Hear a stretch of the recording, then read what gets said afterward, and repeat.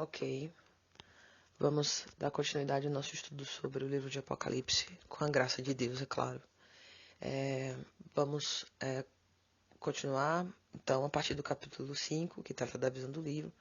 Lembrando que a gente vai focar apenas nos pontos principais, os outros detalhes ficam por sua conta, você vai lendo, certo? E com certeza você vai compreender tudo. Então vamos lá. Então eu vi na mão direita daquele que está sentado no trono um livro, em forma de rolo, escrito de ambos os lados e selado com 7 selos. À medida que esses selos iam sendo rompidos, as páginas poderiam ser lidas ou reveladas. A abertura dos selos é somente um ato introdutório à abertura do livro. Note que a abertura dos selos e os acontecimentos que a isto se seguem não são o conteúdo do livro, mas preliminares e preparatórios para a revelação deste. Cada conteúdo revelado após a abertura de cada selo funciona como se fosse um prefácio ou uma introdução, ok?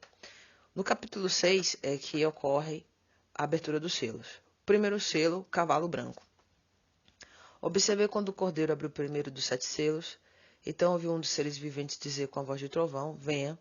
Olhei, diante de mim estava um cavalo branco, seu cavaleiro empunhava um arco e foi-lhe dado uma coroa. Ele cavalgava como um vencedor, determinado a vencer.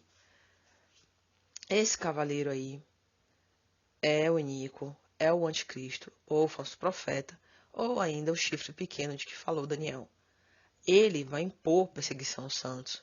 Ele vai se unir à igreja apóstata, exatamente como descrito em 2 Tessalonicenses 2, importante que você leia. Tá? Esse Inico, esse anticristo, com certeza será um grande e influente líder mundial. Perceba que ele vem num cavalo branco exatamente como o Cristo virá. Ele me parece uma figura do próprio Messias, o tão esperado Messias do povo judeu. Ele deve ver com essa aparência justamente para enganar, certo? Ele está num cavalo branco, sentado num cavalo branco. Exatamente como está ilustrado no capítulo 17 de Apocalipse, a mulher, a prostituta. Ela sentada numa besta e está vestida de vermelho e azul, e na mão dela tem uma taça de ouro. A besta tem 7 cabeças e 10 chifres. Isso vai ser melhor detalhado no capítulo 17. Por que eu estou falando disso aqui, comparando com o cavalo branco? Porque, só por curiosidade, né, você vai ver que algumas bandeiras, por exemplo, de algumas nações, como Estados Unidos, Grã-Bretanha, Rússia, Austrália, França, Noruega, África do Sul, Cuba, Luxemburgo, nós encontramos as cores, justamente as cores azul e vermelho. Né? E essas duas cores, elas são consideradas como as cores que mais aparecem em bandeiras em todo o mundo.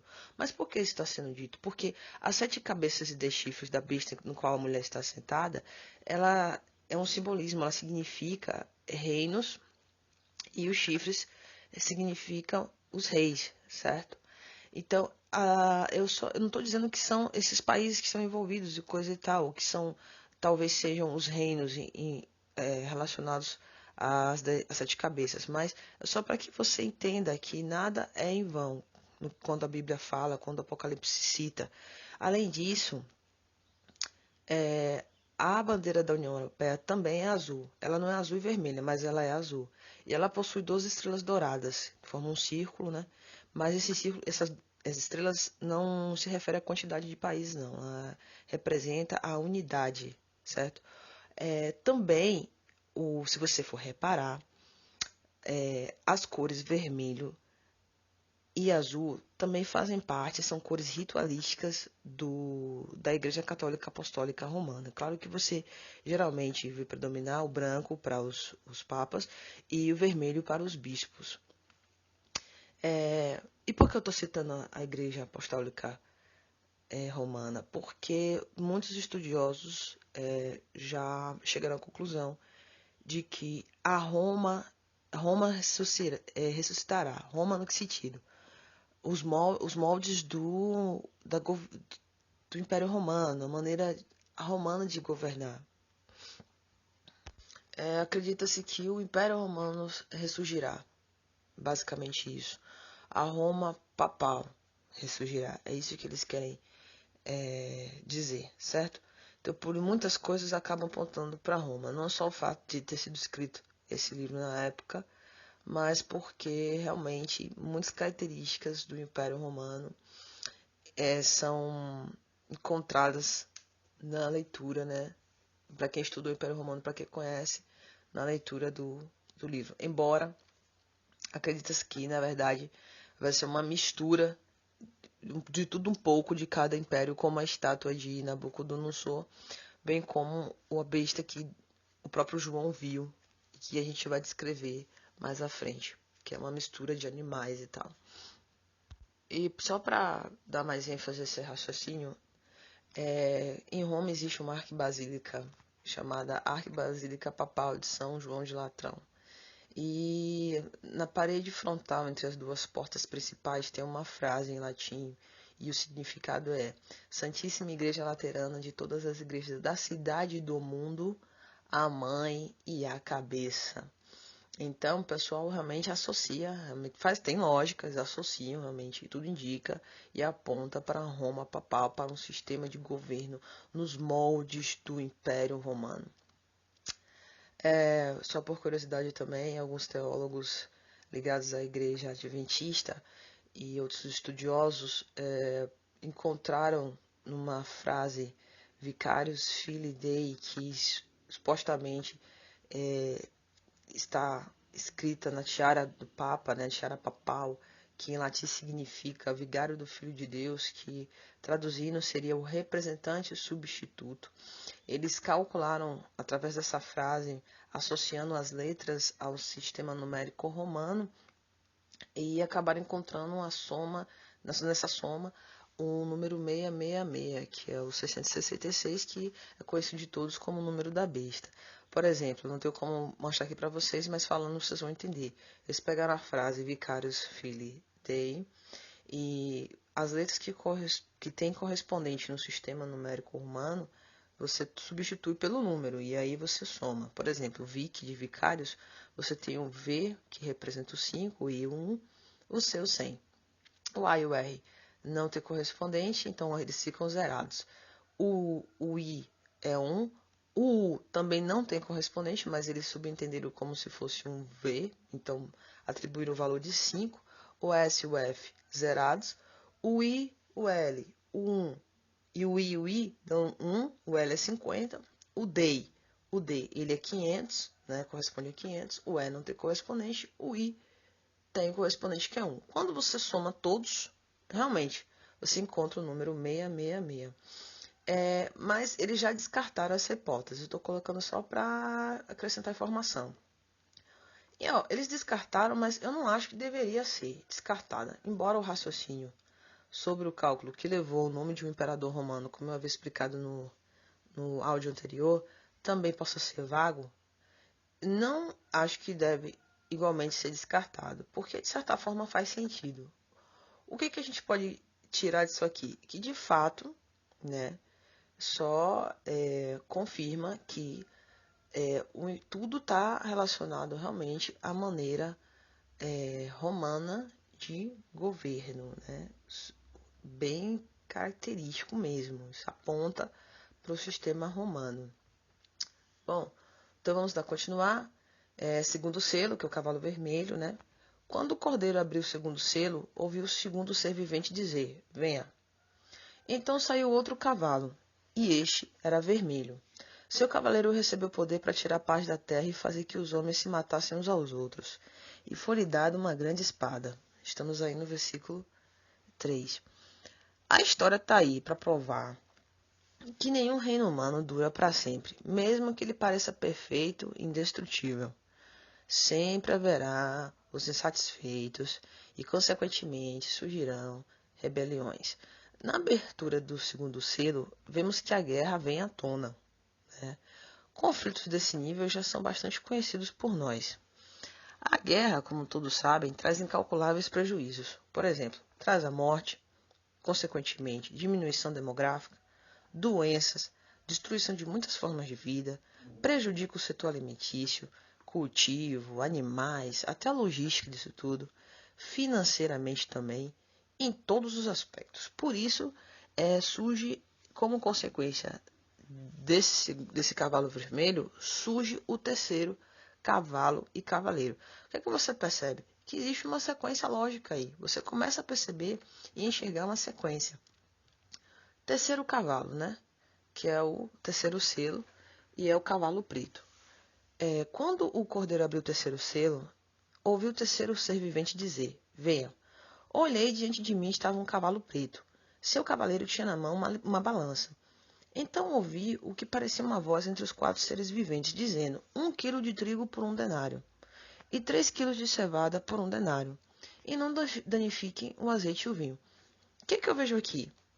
O cavalo preto, ao meu ver, está representando crise econômica e alimentícia, né? O terceiro cavaleiro, ele anuncia com essas palavras que haverá escassez de recursos, isso aí está claro. O denário era a moeda de circulação do Império Romano, né, e correspondia ao salário de um trabalhador. Agora imagine você ter de pagar o correspondente ao seu salário por 1 quilo de trigo. Quando ele fala do azeite e o vinho, o azeite e o vinho eles eram utilizados como remédio. Foi durante muito tempo. Isso é percebido, inclusive, na parábola do bom samaritano, lá em Lucas 10, 34. O vinho, quando tomado, ele traz uma sensação de relaxamento, né? E servia justamente para o tratamento de doenças. O próprio Paulo recomendou o vinho como remédio caseiro para Timóteo. Está lá em 1 Timóteo 5, 23. Bom, isso aí já está bem claro, né? Vamos lá. O quarto selo, que é o cavalo amarelo, está representando aí a morte e o inferno. Vamos ler. Quando o cordeiro abriu o quarto selo, ouviu a voz do quarto ser vivente dizer: venha. Olhei e diante de mim estava um cavalo amarelo. Seu cavaleiro se chamava Morte, e o Hades, que outras traduções é inferno, o seguia de perto. Foi-lhes dado poder sobre 1/4 da terra para matar pela espada, pela fome, por pragas e por meio dos animais selvagens da terra. Um fato interessante que será explorado mais à frente é o papel do Hades aí, ou inferno, né? Algumas traduções têm a palavra inferno. Hades significa casa dos mortos, ou mundo dos mortos. E nessa ilustração nós vemos que ele segue a morte. O que ele está querendo mostrar com isso aí? Mostra que há uma conexão misteriosa e muito interessante entre eles, certo? O Hades é o que nós conhecemos como o inferno, como a dimensão do além, né? É o estado de inconsciência total. Inclusive, você vai ver lá no Apocalipse 20, quando a gente chegar no juízo final, que o Senhor, ele pede que o inferno entregue os seus mortos, certo? Então, é um estado de letargia total. Porque durante muito tempo, ouvimos dizer que a alma dos que morreram estão conscientes em alguma dimensão, tipo, o céu ou está no inferno uma hora dessa. Mas a Bíblia, ela nega essa tese, certo? Os mortos, eles na verdade estão em um profundo estado de inconsciência, aguardando a ressurreição. Alguns para a vida eterna e outros para a condenação eterna. Porque veja bem, não faz sentido, por exemplo, a pessoa morrer, digamos, vai para o inferno, depois já está ardendo em chamas, depois vem o juízo final, ela é ressuscitada, isso vale para quem foi para o paraíso também, ela é ressuscitada para ser jogada e devolvida para o mesmo lugar. Entendeu? Não faz sentido, não tem lógica isso aí. Então, mesmo que sua memória traga a história do rico e Lázaro, Jesus conta aquela história para ilustrar que não há como você passar de uma dimensão para outra após a morte, né? Como ensinado por alguns que falam, por exemplo, do purgatório e outras coisas e tal. Ou seja, sua escolha é feita enquanto você está vivo. Segundo, quando o rico pede que o mendigo Lázaro molhe a ponta do dedo na água e lhe dê, e ainda pede para que o Lázaro avise a seus parentes para que estes não tenham o mesmo fim que ele, Abraão adverte. E Abraão que está ali representando o amigo de Deus, representando o quê? O pai da fé. Ele diz, Abraão, que cabe a eles escutar os profetas. Então, deixando claro que não há contato entre mortos e vivos, nem entre mortos e mortos. Até aqui você percebe que já começou a derrubar um monte de teoria aí que você aprendeu? Pois é. Note que no lugar onde está o rico, não é feita menção alguma a Satanás rindo, ou espetando, como a gente vê ilustrado por aí. E tampouco ele aparece com qualquer companhia. Então, é um lugar de trevas, realmente solidão e muito sofrimento. Bom, nessa descrição desse cavaleiro, você vê que a morte, nesse caso aí, toca a humanidade de todas as formas, né? Fica claro, com o anúncio do último cavaleiro, a sequência lógica dos eventos. E esses eventos vão ficar muito mais detalhados nos próximos capítulos, ok? Bom, até aí já deu para compreender e perceber que existe uma sequência lógica, sim. Já ficou bem mais claro, com certeza, a altura dessa. O quinto selo, aqui não há mais cavalos, né? Quando ele abriu o quinto selo, vi, debaixo do altar, a alma daqueles que tinham sido mortos por causa da palavra de Deus e por causa do testemunho que sustentavam. Clamaram em grande voz, dizendo: Até quando, ó soberano Senhor, santo e verdadeiro, não julgas nem vingas o nosso sangue dos que habitam sobre a terra? Então a cada um deles foi dada uma vestidura branca, e lhes disseram que repousasse ainda por um pouco tempo, até que também se completasse, olha que interessante, o número dos seus conservos e seus irmãos, que iriam ser mortos como igualmente eles foram. Nada na palavra é à toa, nada. A própria palavra se explica. O Senhor, quando Ele quer explicar uma coisa, Ele deixa bem claro. Mas também quando Ele não tem interesse em explicar, meu irmão, Ele não explica. Então, o altar significa lugar de sacrifício, certo? Essas almas clamando por justiça não podem dar vazão à ideia de vida consciente após a morte, pelo amor de Deus. Essa visão aí é uma simbologia, exatamente como a história de Lázaro e o rico. Assim como o candelabro representando as 7 igrejas, as estrelas representando os 7 anjos, os 4 animais, etc, etc. Então, assim como as orações também estão simbolizadas pelo incensário de ouro no capítulo 8, que por sinal eu acho muito linda aquela visão. Nessa visão, neste versículo, nós vemos os irmãos sendo perseguidos e sacrificados ao longo de todas as eras, até o momento que essa profecia se cumprir. Eles estão reunidos aí em uma só voz e desejo, reivindicando justiça ao Senhor. Interessante é a revelação que o Senhor dá a João nesse momento, quando ele diz que eles devem descansar um pouco mais até que complete o número dos seus conservos irmãos, que serão mortos como eles igualmente foram. Isso define a que grupo ele está se referindo. São aqueles que passarão pela grande tribulação. Talvez nós, certo? E você percebe que só há lugar para os vencedores. Somente eles recebem as vestes brancas. Eu vou ler aqui para você os trechos, os versículos, né? Para te provar que só tem lugar para os vencedores. Olha aí. Apocalipse 2:7. Ao que vencer, dar-lhe-ei a comer da árvore da vida que está no meio do paraíso de Deus. Apocalipse 2:11. Ao que vencer, não receberá o dano da segunda morte. Apocalipse 2:17. Ao que vencer, darei eu a comer do maná escondido, e dar-lhe-ei uma pedra branca, e na pedra um novo nome escrito, o qual ninguém conhece, não aquele que o recebe. Apocalipse 2:26-28. Ao que vencer, e ao que guardar as minhas obras até o fim, eu lhe darei autoridade sobre as nações, e com vara de ferro as regerá, quebrando-as do modo como são quebrados os vasos do oleiro.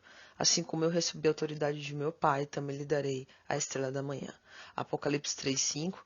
Ao que vencer, será assim vestido de vestes brancas, e de maneira nenhuma riscarei o seu nome do livro da vida. Antes confessarei o seu nome diante de meu Pai e diante dos seus anjos.